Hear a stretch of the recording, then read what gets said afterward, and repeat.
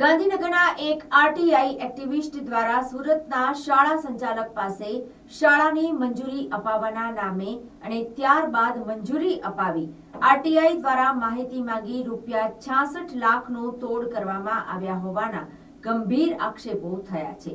શાળા સંચાલક દ્વારા આ મામલે સુરત જિલ્લા શિક્ષણ અધિકારી અને રાજ્ય શિક્ષણ મંત્રીને રજૂઆત કર્યા બાદ ઉચ્ચ સ્તરે આ મામલે ફરિયાદ કરવામાં આવી છે।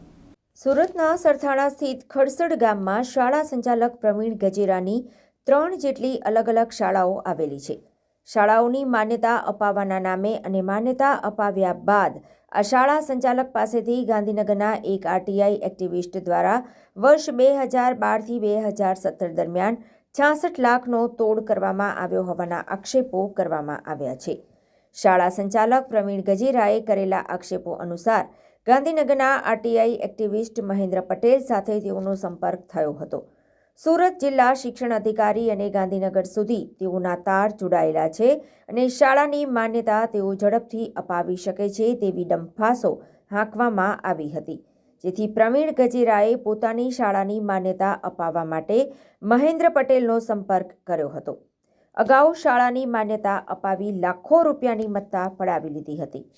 3 અલગ અલગ શાળાઓની માન્યતા અપાવવાના નામે લાખો રૂપિયા પડાવી લીધા બાદ પણ આરટીઆઈ એક્ટિવિસ્ટની હેરાનગતિ સતત ચાલુ હતી।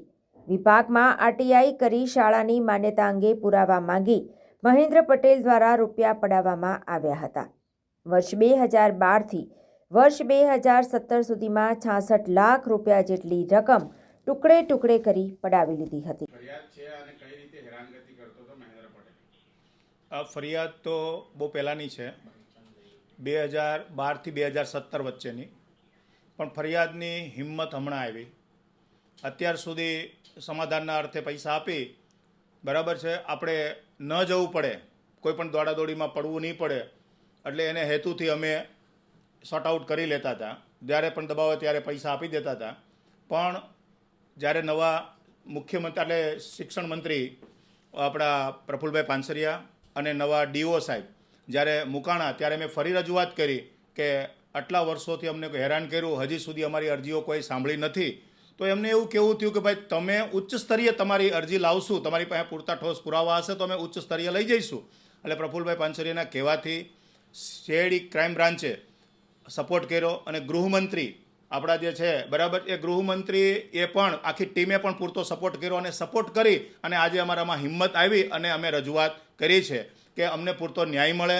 અને મારી સાથે ગુજરાતની અંદર જેટલી પણ સ્કૂલો સાથે આવી ઘટનાઓ બની છે એ પણ આગળ આવી અને પોતાના ન્યાયની માંગણીઓ મહેન્દ્રભાઈ છે ને આપણે કેમ જાળ બિછાવે એવી રીતે એક બધા જ જિલ્લાઓની અંદર કોઈને કોઈને ઓળખતા હોય, કઈ સ્કૂલને મંજૂરી લેવાની છે એવી પહેલાં એ માહિતી એકઠી કરે।